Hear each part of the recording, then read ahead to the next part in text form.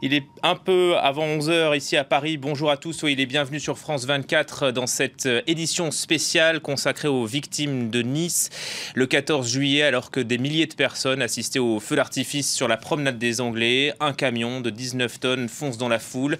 Bilan 86 morts, 650 blessés. 3 mois après, la France leur rend hommage. Hommage non pas sur la prom, lieu du drame, mais vous le voyez sur la colline qui surplombe la ville et la promenade des Anglais. François Hollande a fait le déplacement. Le président doit prononcer un discours. Il y a de nombreux élus. Bruno Le Maire ici à l'écran. Sylvain Rousseau, vous êtes notre envoyé spécial à Nice. La cérémonie va bientôt commencer. Oui, dans quelques minutes, maintenant, le chef de l'État va arriver. Les gradins sont remplis, vous l'avez dit. Il y a bien sûr les responsables politiques, pratiquement tous les candidats à la primaire des Républicains sont là. Il y a Nicolas Sarkozy, il y a également Alain Juppé, François Fillon, vous avez cité Bruno Le Maire. Et puis, eh bien, il y a bien sûr les familles des victimes et les victimes, ceux qui ont été blessés également ce 14 juillet, qui sont là, qui assistent à cet hommage national. Le périmètre est fermé au public. On le sait, l'Élysée a voulu éviter les sifflets et les insultes qui avaient accompagné notamment Manuel Valls, qui était venu rendre hommage aux victimes seulement 4 jours après les attentats. On n'a pas voulu ça du côté de l'Élysée. Un écran géant était même prévu à Nice et finalement cette opération a été annulée. On attend, ça va commencer dans quelques minutes. Merci Sylvain Rousseau. Voilà donc la cérémonie qui va débuter avec moi sur ce plateau. Aline Le Baïkramer, bonjour, merci d'être ici sur France 24. Vous représentez l'association française des victimes du terrorisme. D'abord, en quoi ce genre de cérémonie est utile? Elle est utile à qui déjà? Elle est non seulement utile, elle est fondamentale. Elle est nécessaire aux victimes. En premier lieu, c'est une reconnaissance nationale, c'est un moment de partage solennel, de solidarité à leur endroit. Mais nous croyons qu'elle est aussi nécessaire à l'ensemble de la société.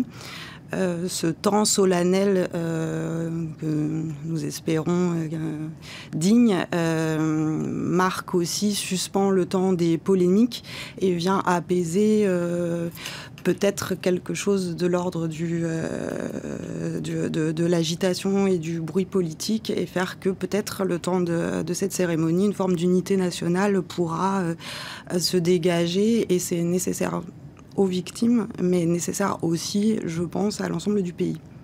Voilà, ça va permettre d'apaiser en quelque sorte les familles des victimes aussi. Il est 11 h maintenant. On va regarder donc cette cérémonie qui va durer, nous dit-on, 1 heure. On attend l'arrivée du chef de l'État au sommet de la colline du château, là où se tient donc cet hommage national. Le chef de l'État qui va passer les troupes en revue et recevoir les honneurs militaires. Il y aura différentes lecture, notamment de l'association Promenade des Anges, cette association niçoise qui avait été créée juste après ce drame. Éric Ciotti, Alain Juppé, vous voyez également François Fillon. Aline Le Baïkramer, ça c'est important, le prince de Monaco, c'est important toutes ces têtes, ces visages connus qui sont présents aujourd'hui. Oui, c'est important. Je parlais tout à l'heure d'unité qui n'avait pas résisté après l'unité nationale qui avait pas résisté après le 14 juillet. Donc c'est important que tout le monde soit là pour les victimes, pour leur rendre hommage, pour dégager cet apaisement nécessaire pour tout le monde. La séquence qui avait suivi cet attentat de Nice avait été particulièrement violente en termes politiques. Donc il est de bon ton, il est normal. En fait, ce qui est en train de se passer est juste normal à l'endroit des gens qui ont perdu des proches, des familles endeuillées, des blessés, des gens qui ont été impliqués dans cet attentat. Donc c'est important que tout le monde soit là aujourd'hui. Voilà, on attend donc le chef de l'État. Tout le monde est debout, donc ça ne devrait pas tarder à présent. François Hollande qui prendra la parole. Il l'a déjà fait à plusieurs reprises, hein, puisque ce n'est pas la première fois que la France rend hommage aux victimes. Vous voyez Marine Le Pen, à ses côtés sa nièce Marion Maréchal Le Pen. Vraiment toute la représentation politique est là. Les noms des 86 victimes, des 86 personnes décédées seront égrenées durant cette cérémonie. On assistera aussi à une minute de silence et puis à des intermèdes musicaux. On attend le chanteur Julien Clerc. Comment se prépare une telle cérémonie? On associe qui? Les familles des victimes? L'État? L'État, les familles de victimes, les associations. Les associations d'aide aux victimes ont eu un rôle assez central en collaboration avec l'État, bien évidemment, pour l'organisation, pour les invitations, pour prévenir les gens. Mais il y a beaucoup de monde, hein. On estime à 2500 personnes qui ont été invitées. Donc oui, c'est un dispositif important, parfois compliqué aussi à opérationnaliser. Donc oui, il y a évidemment en première ligne, j'ai envie de dire, les instances étatiques dédiées à ce genre de situation, de crise, et les associations en première ligne également. Voilà, l'arrivée du président de la République sur la colline du Château. François Hollande qui reçoit les honneurs militaires et qui passe les troupes en revue. Voilà, beaucoup d'élus, on l'a vu à ses côtés, Nicolas Sarkozy notamment, Marine Le Pen, Alain Juppé, François Fillon également, et la Marseillaise, on écoute.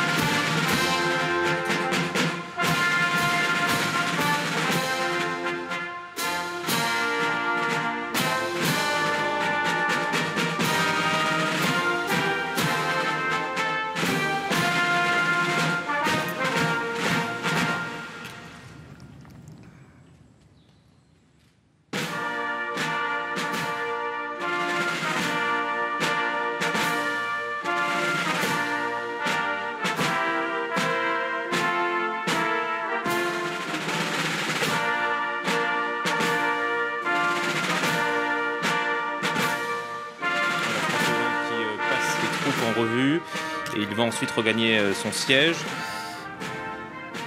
Aline Lebay-Kramer, c'est la première fois qu'une cérémonie d'hommage est organisée en dehors de Paris, parce que c'est la première fois qu'il y a un attentat de masse, un crime de masse en dehors de Paris.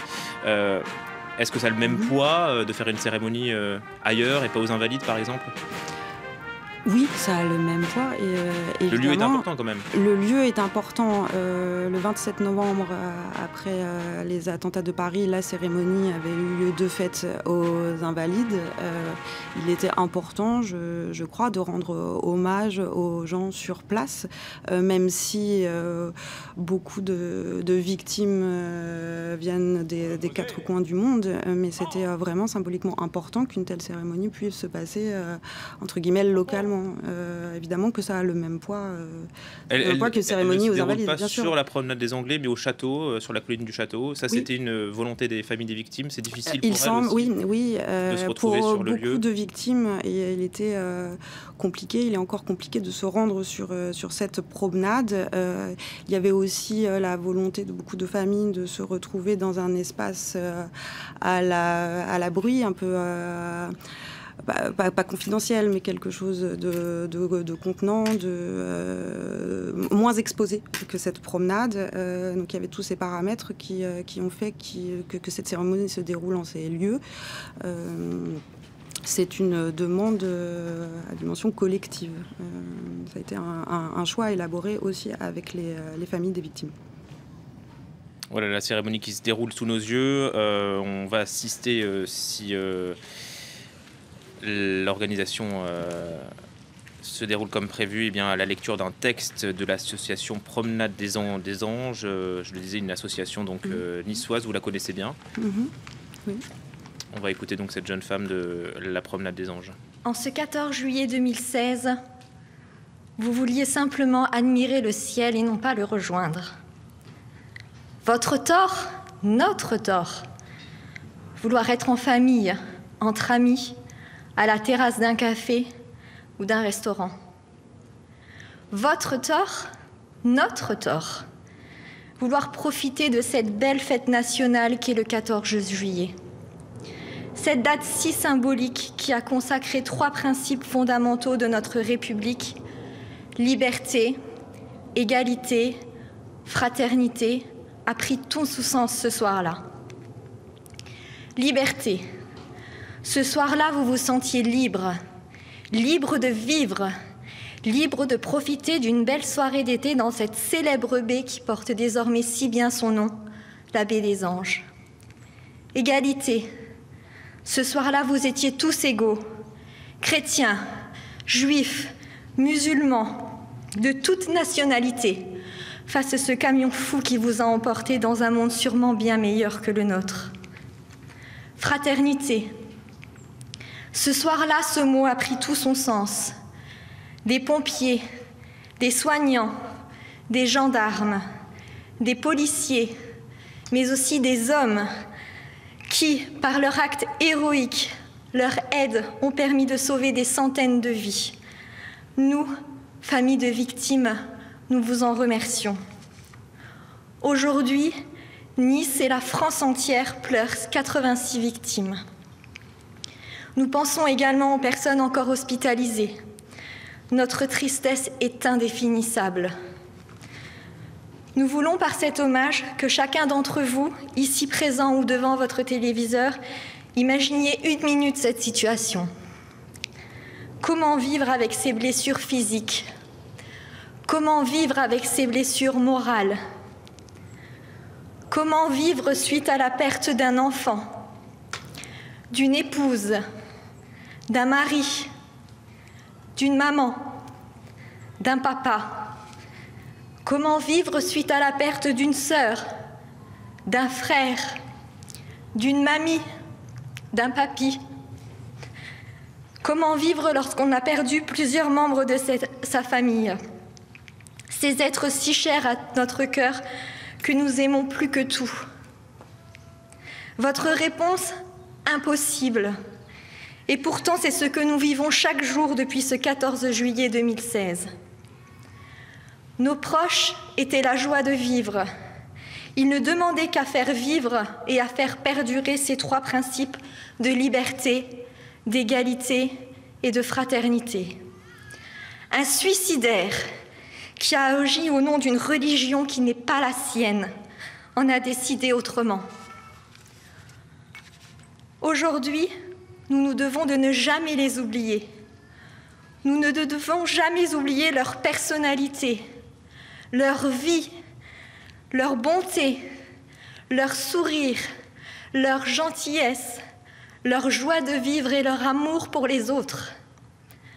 Aujourd'hui, dans notre chagrin, nous nous devons d'honorer et de faire perdurer leur mémoire afin qu'ils continuent à vivre avec nous et en nous.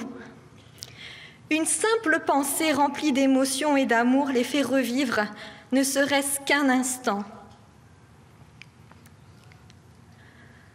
Nous, famille de victimes, espérons par le biais de cet hommage national les faire revivre grâce à vous tous ici. Nous pensons à eux chaque instant, mais nous espérons au plus profond de notre cœur que désormais, chaque 14 juillet, chacun d'entre vous admirera le ciel en pensant que chaque étoile qui brille est une vie brisée à jamais.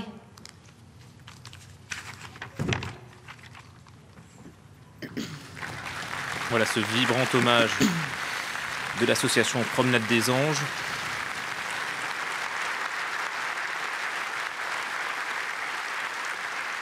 Quelle est l'importance de cette association qui est locale, hein, évidemment? Quelle est son action?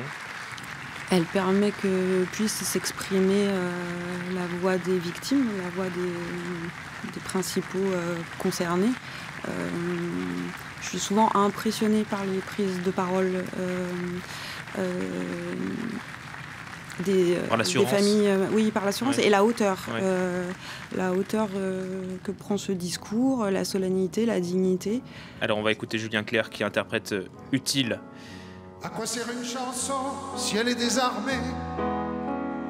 Me disaient des Chiliens, bras ouverts, poings serrés, comme une langue ancienne qu'on voudrait massacrer. Je veux être utile à vivre et à rêver, comme la lune fidèle à n'importe quel quartier. Je veux être utile à ceux qui m'ont aimé, à ceux qui m'aimeront et à ceux qui m'aimaient. Je veux être utile à vivre et à chanter. La, la, la, la, la, la, la, la, la, la, la.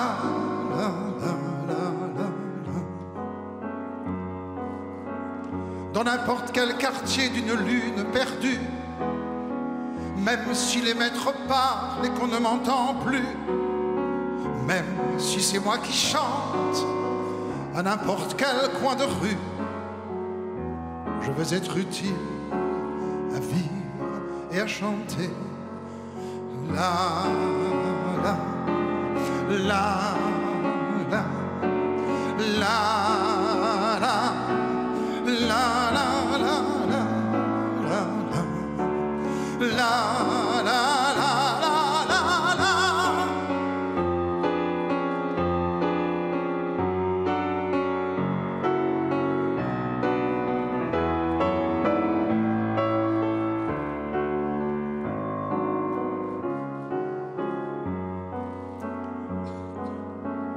À quoi sert une chanson si elle est désarmée?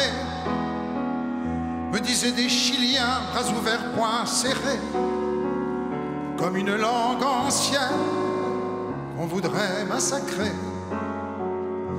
Je veux être utile à vivre et à rêver, comme la lune fidèle à n'importe quel quartier. Je veux être utile à ceux qui m'ont aimé, à ceux qui m'aimeront et à ceux qui m'aimaient. Je veux être utile à vivre et à chanter. À quoi sert une chanson si elle est désarmée?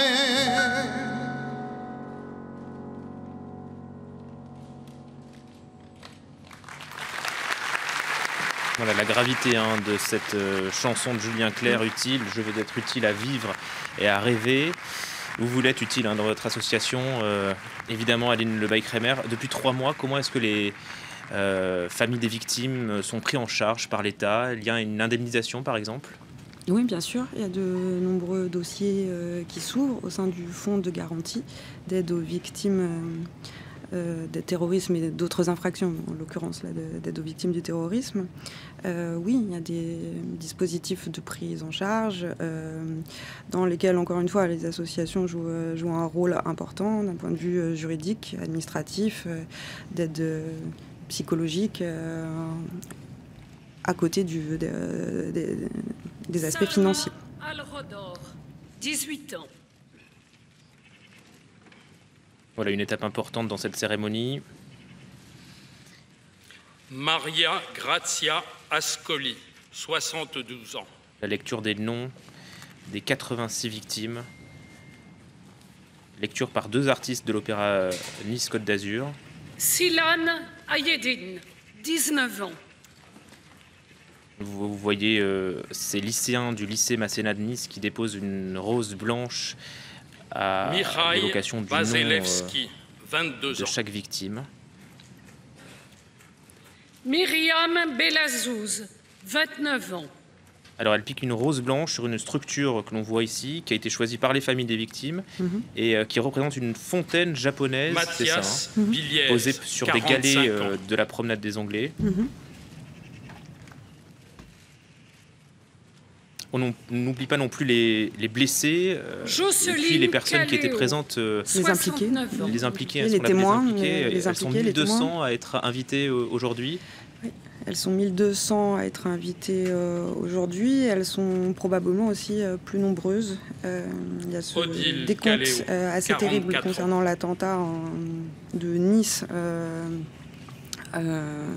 en milieu ouvert, comme on dit, qui rend très compliqué le décompte des victimes indirectes, ou ce qu'on appelle, je n'aime pas ce mot, mais secondaires, des gens qui ont été témoins, qui sont traumatisés tout de même, et qui, pour l'instant,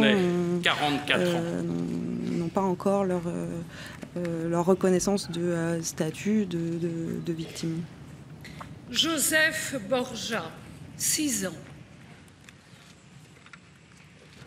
Alors évidemment, il y a eu beaucoup de victimes françaises, 63 départements touchés par ce drame, et 19 pays, 19 aussi. Pays aussi. Beaucoup de nationalités aussi.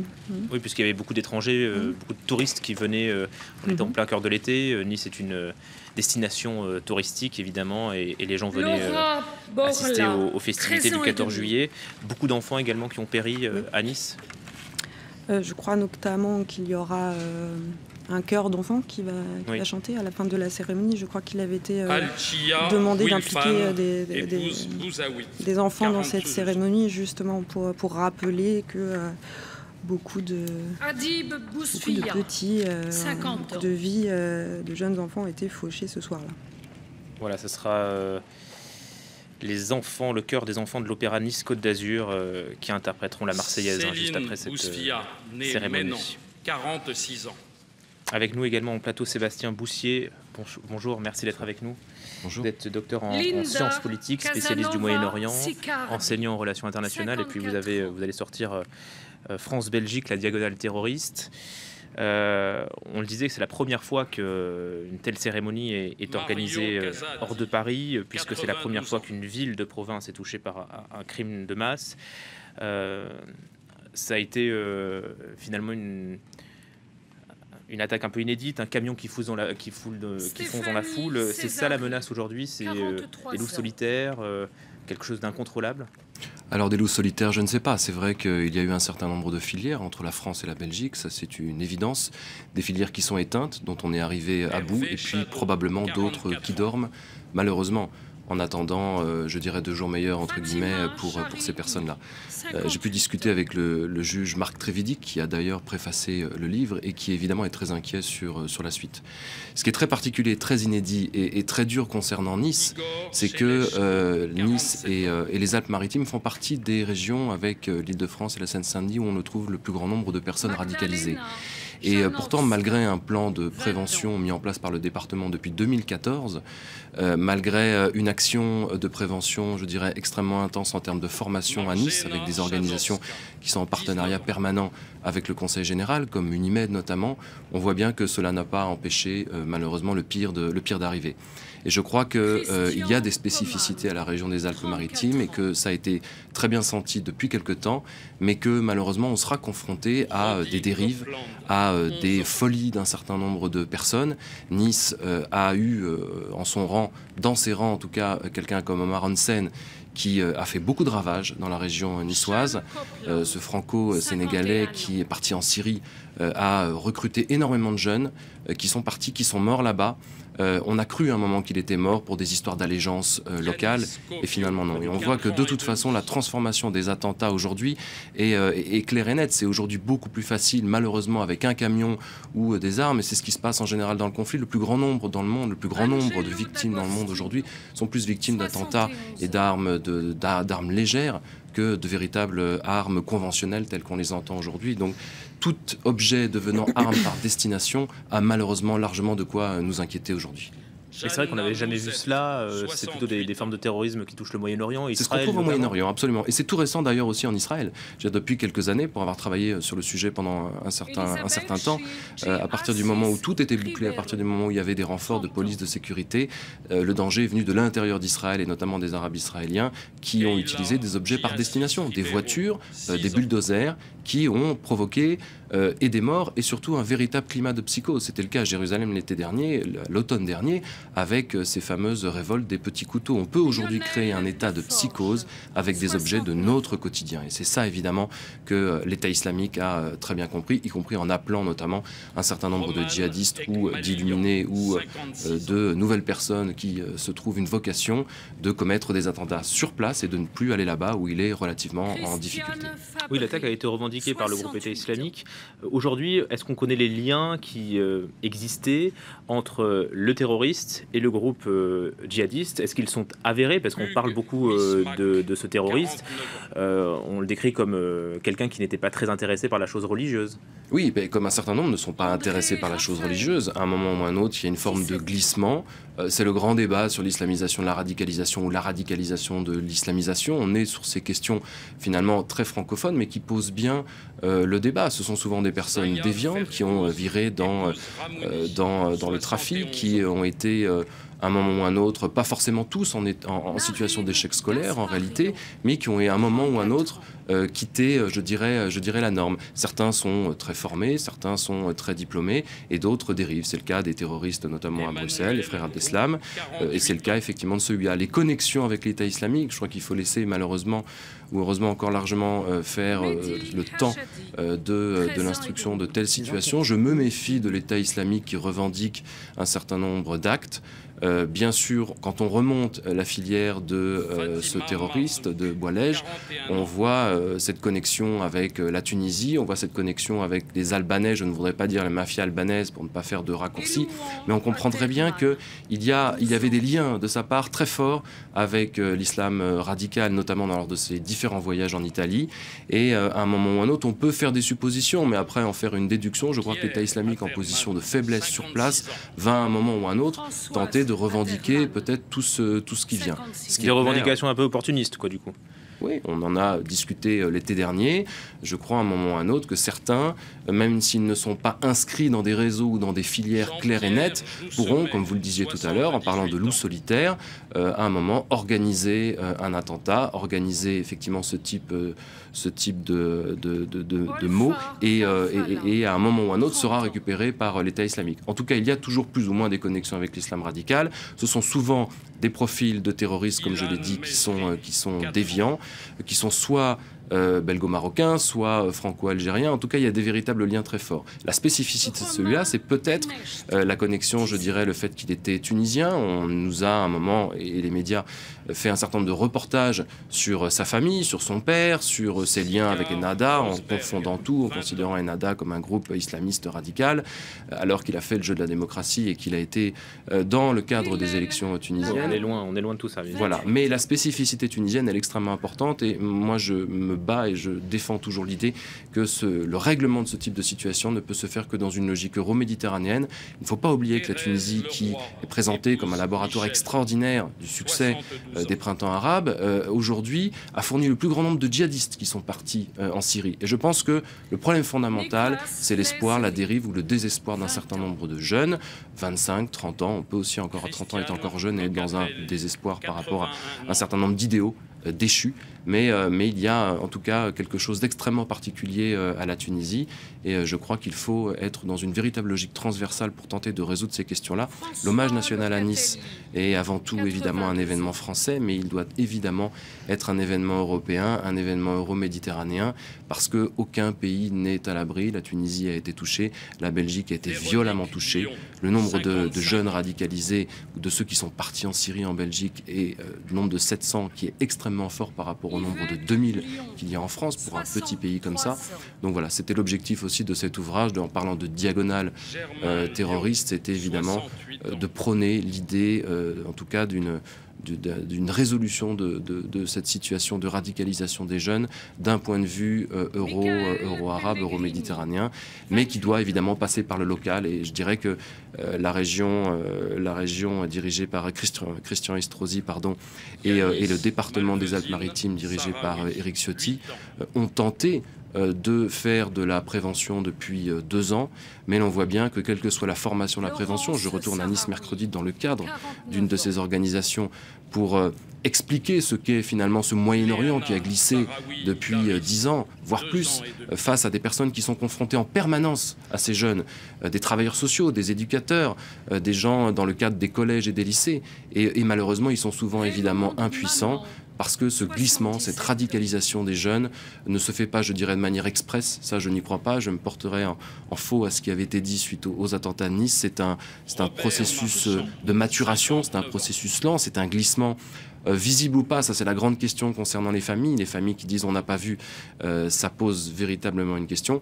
Et puis après, il y a le travail de prévention que je soutiens aussi en permanence, qui est fait par un certain nombre d'associations et d'organisations. Il y en a en France, il y en a en Belgique, et des organisations portées par les maires et par les familles. Je crois que c'est extrêmement important de remettre la famille au cœur de cette situation, et des organisations en France comme en Belgique, il y en a.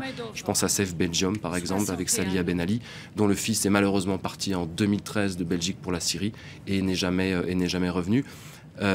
Les organisations en local doivent et ont la capacité et la possibilité, en étant soutenues par le national et par le pouvoir et par les politiques, de faire le meilleur travail pour tenter de sentir, tenter de percevoir la manière dont nos jeunes ont tendance à dériver.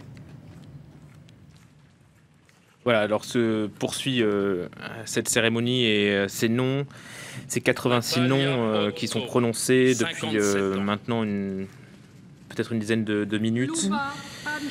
Et ces roses blanches déposées au cœur de ce site par de jeunes Français, puisque ce sont des lycéens Masséna à Nice. 32 ans. Voilà, on entend les âges aussi des victimes, beaucoup de jeunes, des plus âgés aussi, des personnes étrangères, on le disait, et des Français. Il y reste des personnes blessées qui sont encore hospitalisées aujourd'hui. Oui, il y a encore des gens hospitalisés, bien sûr. 46 C'est ce qui explique aussi qu'on a mis 3 mois à rendre hommage aux victimes. Oui, cette question-là s'est posée assez rapidement. Il était compliqué d'organiser cet hommage au-delà de la dimension polémique politique, mais il y avait aussi le fait que beaucoup de gens étaient encore hospitalisés, qu'il y a eu ce mois d'août, donc il a été décidé de reporter à 3 mois, jour pour jour, après le 14 juillet, cet hommage national.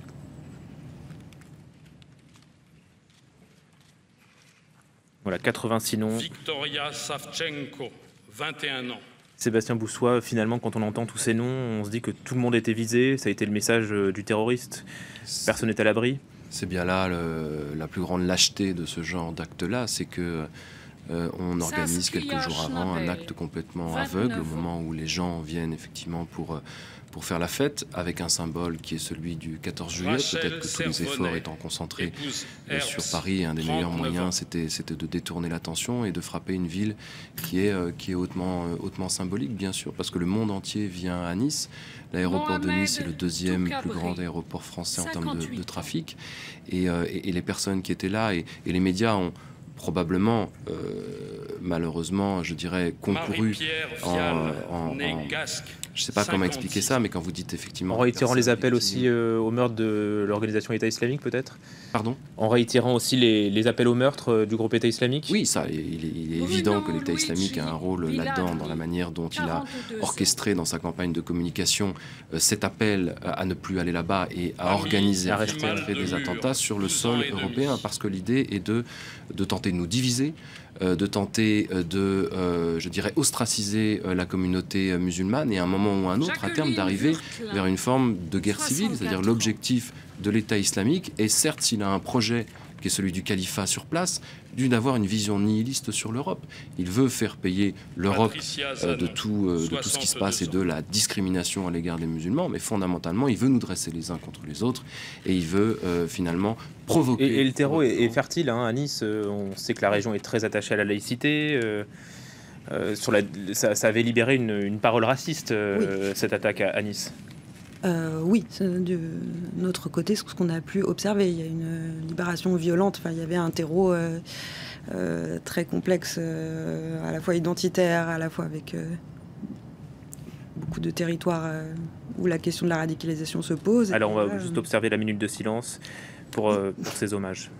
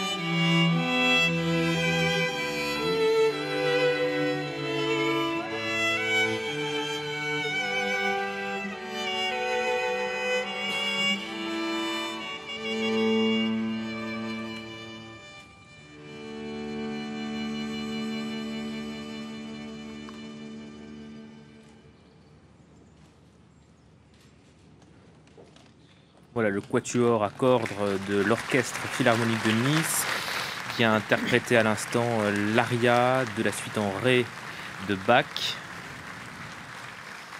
Et on attend à présent l'intervention du chef de l'État, François Hollande. On attend évidemment un discours solennel, grave, à l'image de celui qu'il avait prononcé en novembre dernier aux Invalides, à l'occasion de l'hommage des victimes des attentats de Paris. On écoute donc François Hollande qui prend la parole. François Hollande. Aujourd'hui, nous sommes rassemblés ici, à Nice, pour témoigner aux victimes de la terrible tragédie du 14 juillet, la compassion et la solidarité de toute la nation française. Je salue avec émotion les familles qui ont été frappées dans leur chair, dans leur cœur, et qui souffrent, et qui sont là. Je salue aussi celles qui n'ont pas pu venir ou qui ne l'ont pas souhaité, parce que leur douleur est encore trop vive. Il y a 3 mois, le 14 juillet, notre fête nationale, le jour où partout dans le monde, la liberté est célébrée. Oui, il y a 3 mois, c'était une belle soirée.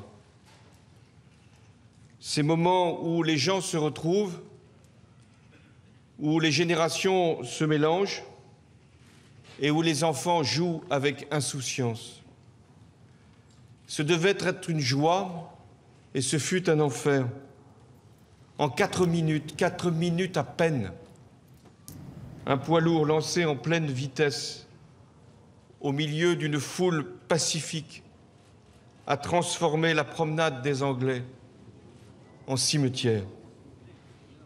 Le terroriste avait prémédité son acte. Il l'avait préparé pour l'accomplir froidement dans le seul but de donner la mort.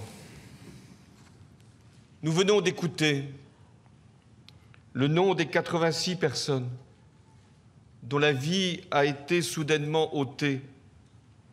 Ils étaient des époux, des compagnes, des frères, des sœurs, des parents, des enfants. Le plus âgé avait 92 ans. Il s'appelait Mario. Il était italien. Il est mort avec sa compagne Maria et les 2 amis avec lesquels il était venu passer quelques jours à Nice. La plus jeune avait un peu plus de 2 ans. Elle s'appelait Léana. Elle était niçoise. Elle est morte comme son cousin Yanis, sa grand-mère Laurence, leur ami Mohamed, qui était là avec sa femme et ses 3 filles. Sur les 86 victimes arrachées à la vie, ce soir-là, sur la promenade des Anglais, 15 avaient moins de 18 ans. Des enfants dont la vie a été broyée sous les yeux d'autres enfants par la même haine aveugle.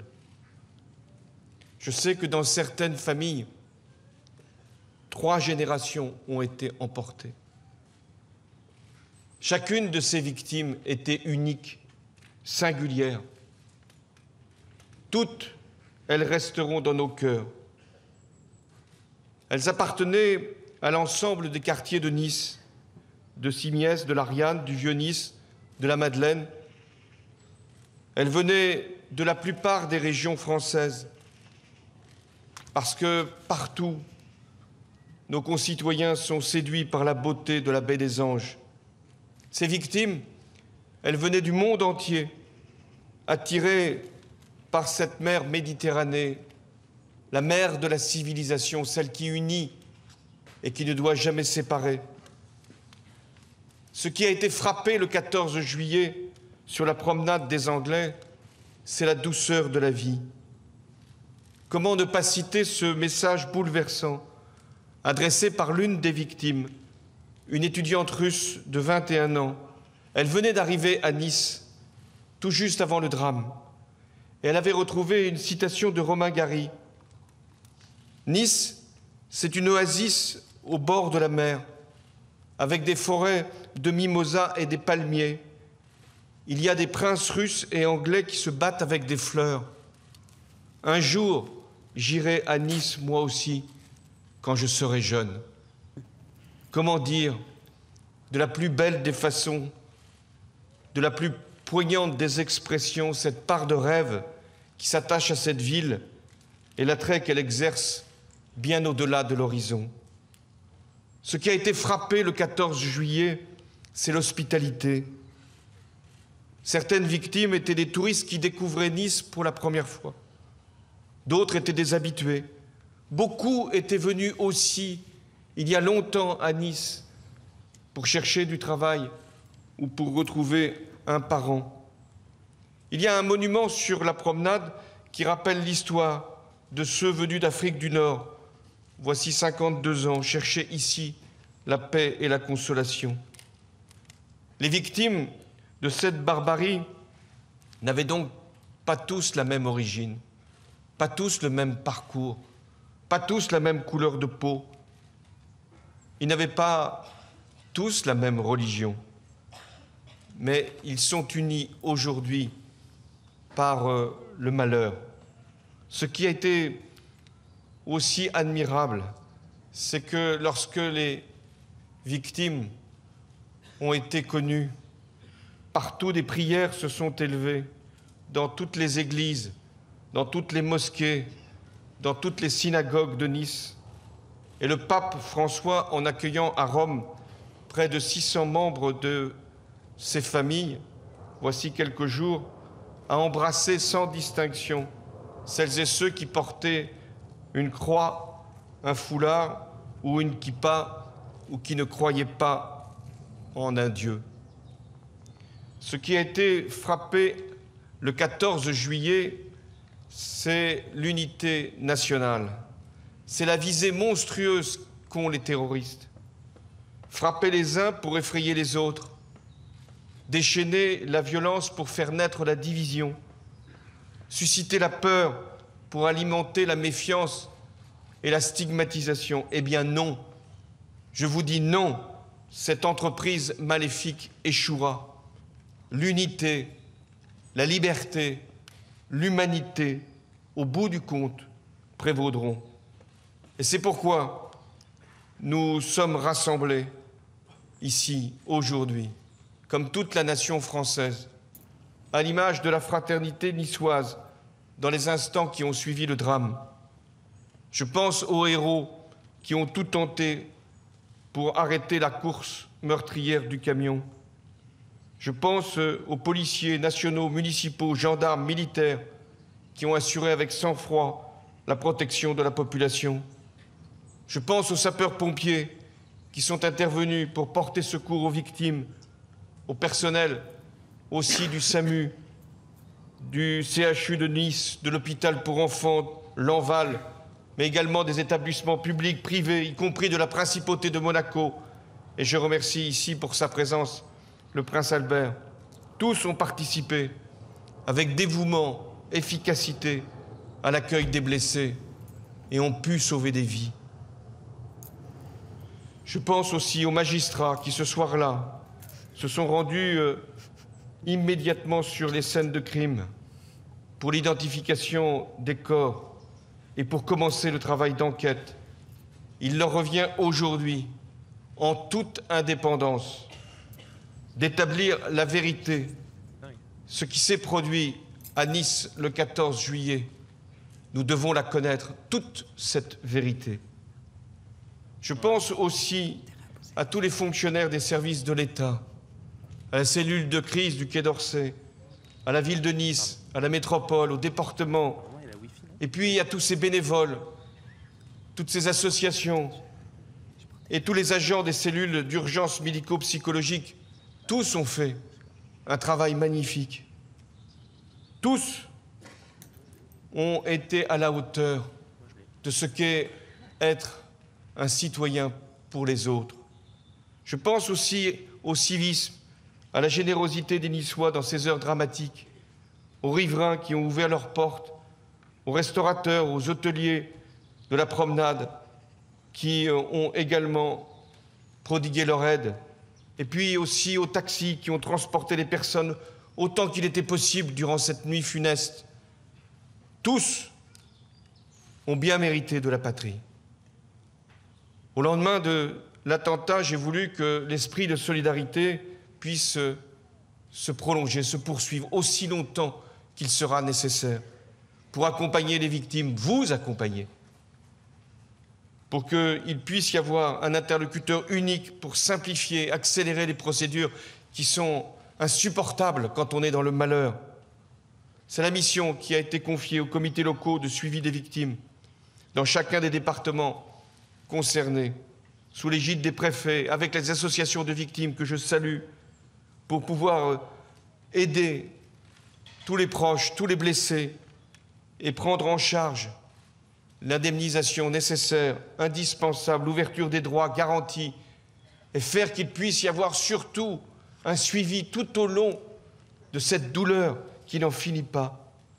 Je vous l'assure ici, la République continuera d'être à vos côtés pour vous aider à surmonter le traumatisme, à panser les blessures, celles qui se voient sur les corps, mais d'autres, invisibles, qui sont dans les cœurs et qui sont dans les esprits, et notamment chez les enfants qui ont pu assister à cette terrible épreuve de la violence et de la haine.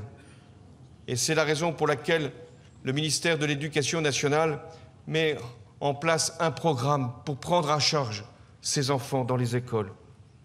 Voilà pourquoi nous sommes tous rassemblés aujourd'hui sur ce site de la colline du Château, un balcon qui domine la baie des Anges, la promenade des Anglais, un lieu propice au recueillement et à la paix.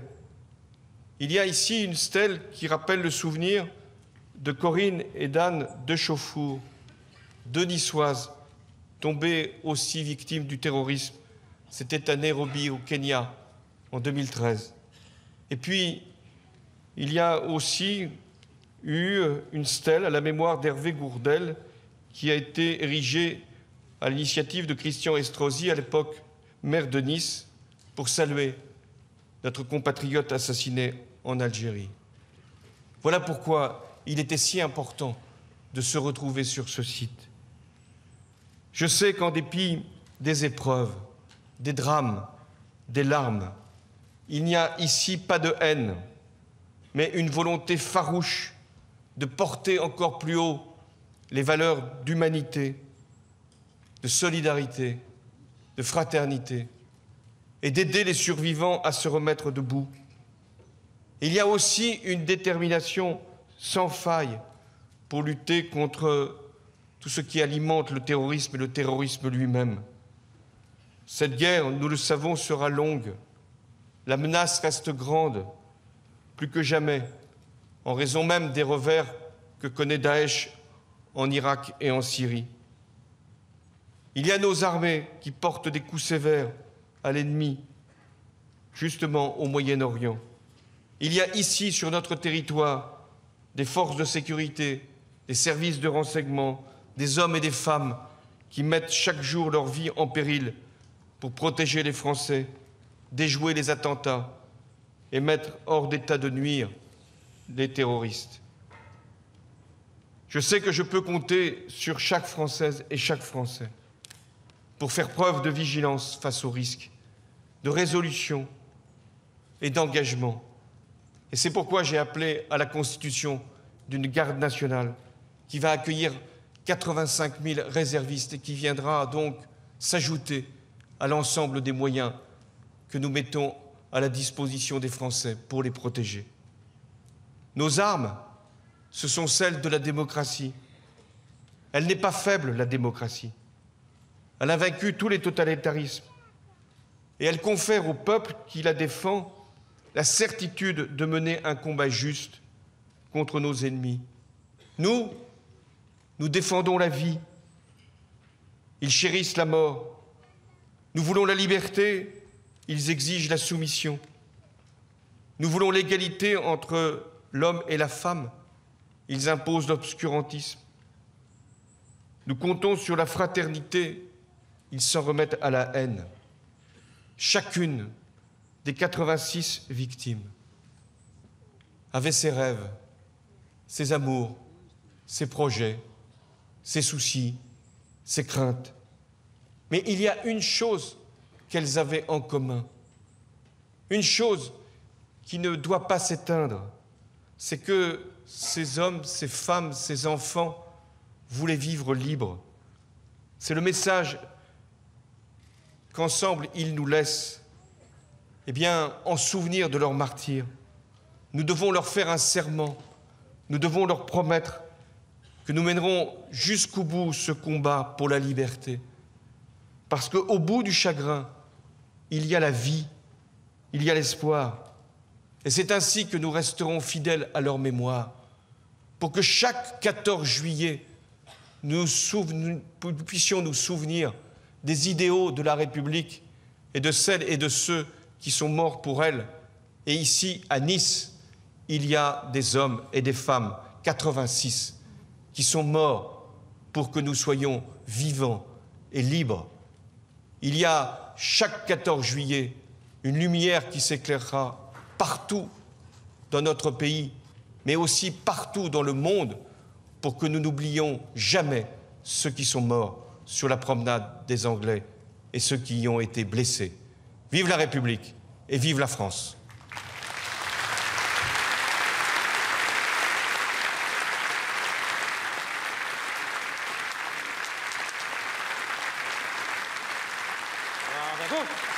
Voilà pour ce discours de François Hollande. On va écouter maintenant la Marseillaise qui sera interprétée dans quelques instants par le chœur des enfants de l'Opéra Nice-Côte d'Azur.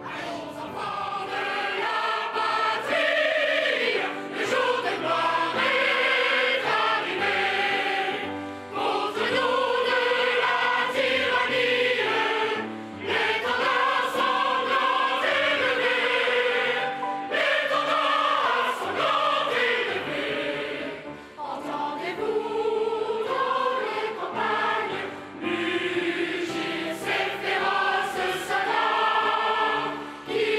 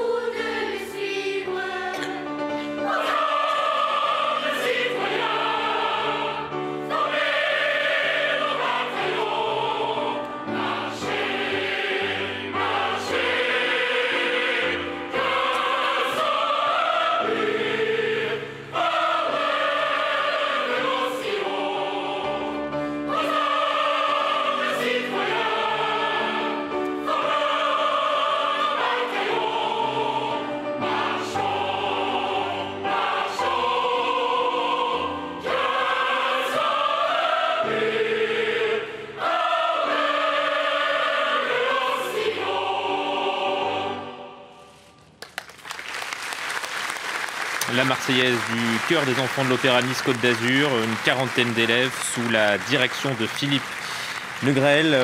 Et puis auparavant, le discours de François Hollande. C'était une belle soirée, ça devait être une joie. Ce fut un enfer.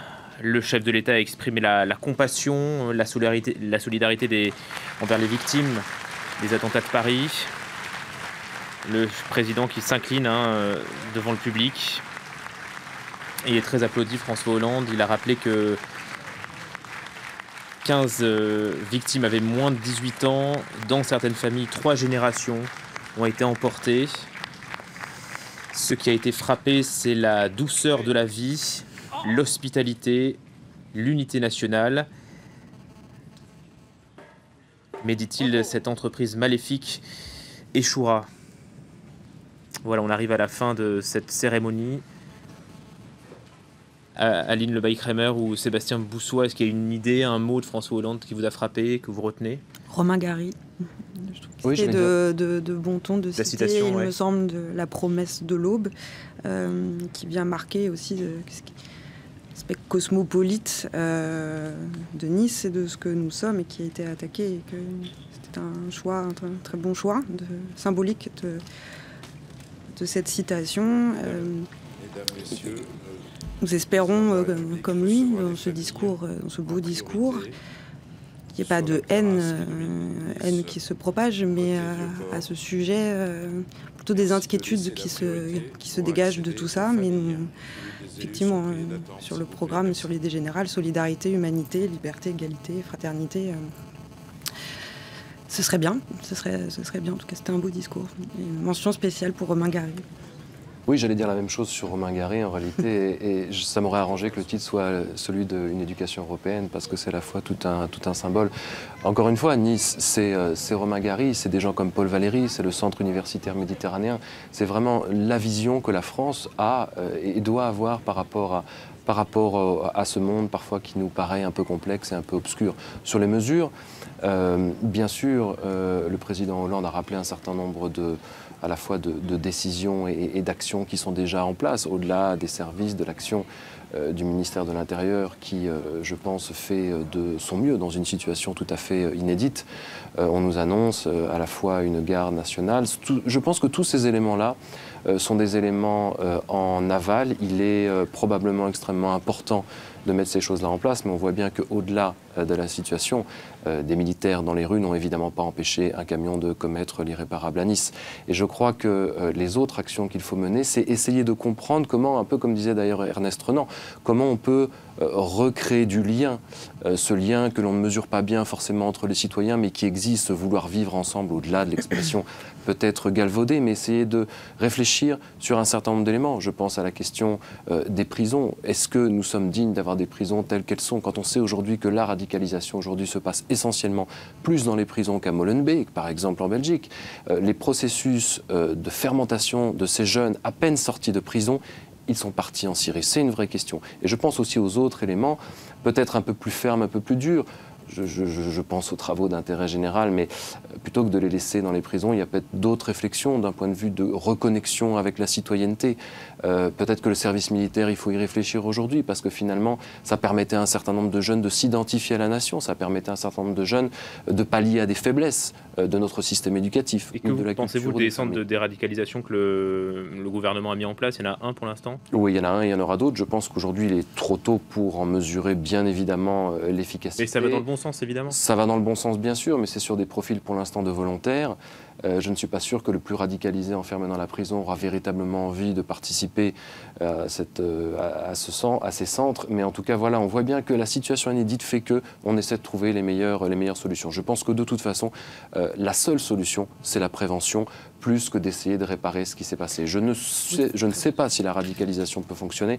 Je sais qu'en tout cas, l'action menée par les associations, par les familles des victimes... Dont l'Association française des victimes de terrorisme, voilà, qui mène plusieurs... à mon avis, beaucoup plus d'efficacité pour sensibiliser des jeunes qui pourraient peut-être basculer à un moment ou un autre que d'essayer de mettre un cataplasme, je dirais, sur une jambe de bois. Peut-être un mot sur votre action, sur l'action de l'association, des actions concrètes? Oui, il y a plusieurs projets et notamment nous avons mené une recherche-action sur la question de la prévention à la radicalisation. Sur la radicalisation en elle-même paraît plus compliquée, en tout cas sur les questions de prévention. Oui, concrètement, beaucoup d'interventions de l'association sur ces questions, également en prison. Donc. Alors on va finir de suivre cette cérémonie qui est maintenant terminée. Sylvain Rousseau, vous êtes sur place et tout le monde est en train de quitter le site, la colline du château.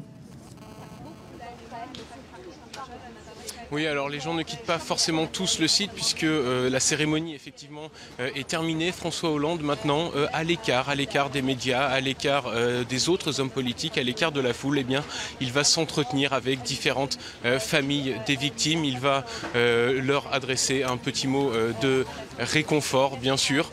Et puis, eh bien, ensuite, effectivement, tout le monde va progressivement quitter cette colline du château. Merci Sylvain, on vous retrouvera évidemment dans notre prochaines éditions. Un mot, Aline Lebay-Crémer, sur ces familles des victimes et ces victimes. Est-ce qu'elles jouent un rôle dans la société? C'est aussi elles qui jouent un rôle contre la radicalisation, dans leur discours, dans leur approche finalement peut-être de la vie? En tout cas, c'est les recherches et les projets qui sont menés. Oui, il y a une parole spécifique de la victime de terrorisme par rapport à un discours de haine, cette confrontation à cette voix de victime plus ancienne, on va dire. Ouais. On ne peut pas mener ce type de projet avec des gens qui ont été impactés tout récemment, évidemment, mais avec des victimes reconstruites. Il y a des choses à penser, à faire, en tout cas, à tenter. Pardon ? Je dis qu'il faut s'occuper des deux parties. Et aujourd'hui, évidemment, la priorité était aux victimes. Et c'est ce que le discours de François Hollande a montré. Après, il y a un travail énormissime qui doit être fait d'un point de vue psychologique, d'un point de vue éducatif. Et là, ça prend en partie l'ensemble des personnes, je dirais, de la chaîne. Aussi bien ceux qui ont commis que les personnes qui ont été victimes. Sébastien Boussois, j'aimerais votre commentaire sur une phrase de François Hollande. Cette guerre sera longue, guerre évidemment contre l'État islamique, malgré les revers de Daesh, dit le chef de l'État en Irak et en Syrie. Est-ce que ce recul sur le terrain atténue ou pas la menace en France ? Non, je ne crois pas. Comme je citais tout à l'heure les propos du juge Trévidic, il ne faut pas oublier qu'il n'y a pas que les personnes ici, ce qu'on appelle les homegrowners, c'est-à-dire ceux qui sont nés sur le territoire et sur le sol européen et qui commettent les attentats sur le territoire. Il y a la question des returnees, c'est-à-dire ceux qui vont revenir, ceux qui sont déjà sur le chemin à un moment ou à un autre. On a en Belgique 200 personnes qui sont revenues, qui sont surveillées plus ou moins, mais par exemple en Belgique, il n'y a pas de fichier S, il y a des surveillances. Sur la France, on sait très bien que sur les 2000 personnes qui sont parties, certaines à un moment ou à un autre vont évidemment revenir, et ça ne peut provoquer qu'un certain nombre d'inquiétudes parce que on voit bien qu'à la fois les services d'un côté et de l'autre, côté français et côté belge, ont été à un moment ou à un autre débordés par la situation. Et je crois qu'effectivement le président Hollande l'a très bien résumé, cette guerre va être longue parce que c'est comme des scories après un volcan, elle continue de tomber pendant un certain nombre de jours après. Aline Lebay-Crémer, vous vouliez réagir ? Je voulais juste dire que le recul là-bas ne peut pas faire de mal non plus. Oui, sur ce qui se passe aussi. Oui, non, ça absolument. Mais ça peut aussi générer certaines vocations, peut-être de personnes qui seraient frustrées dans cette logique de la haine anti-occidentale et tout ce qu'on veut. La question de l'intervention et de la coalition est aussi un autre grand sujet. Merci à vous deux d'avoir participé à cette cérémonie. Sébastien Boussois, donc docteur en sciences politiques, spécialiste du Moyen-Orient, et puis auteur de cet ouvrage qui sort le 20 octobre prochain. Avec Asif Arif, je précise. Pardon ? Nous sommes deux. Voilà, vous êtes deux, donc avec Asif Arif, aux éditions La Boîte à Pandore, donc le 20 octobre prochain, donc France-Belgique, la diagonale terroriste. Merci beaucoup également Aline Lebay-Crémer de l'Association française des victimes du terrorisme. On va dérouler le reste de l'actualité, mais d'abord je vous propose de réécouter un extrait du discours du chef de l'État. Nous devons